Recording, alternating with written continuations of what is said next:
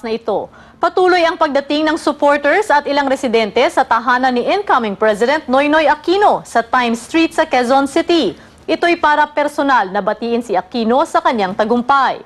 Mamayang tanghali pa inaasahang darating ang mga kapatid at kaanak ni Aquino na sasama sa kanyang formal na proklamasyon bilang ika-15 Pangulo ng bansa. Ipinakita na rin ni Aquino ang barong na kanyang susuotin sa proklamasyon.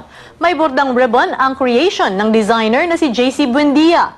Pagkatapos ng kanyang proklamasyon, susunod na tututukan ni Senator Aquino ang kanyang inaugurasyon at mga magiging miyembro ng kanyang gabinete.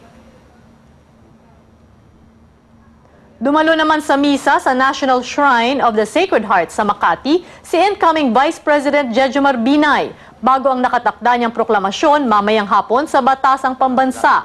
Kaugnay niyan, live mula sa Makati, si Pia Gutierrez. Pia. Yan po ang ating balita ngayong umaga. Magbabalik po tayo maya-maya lamang para sa iba pang update ukol sa proklamasyon. Manatiling nakatutok sa ABS-CBN para sa iba pang nagbabagang balita.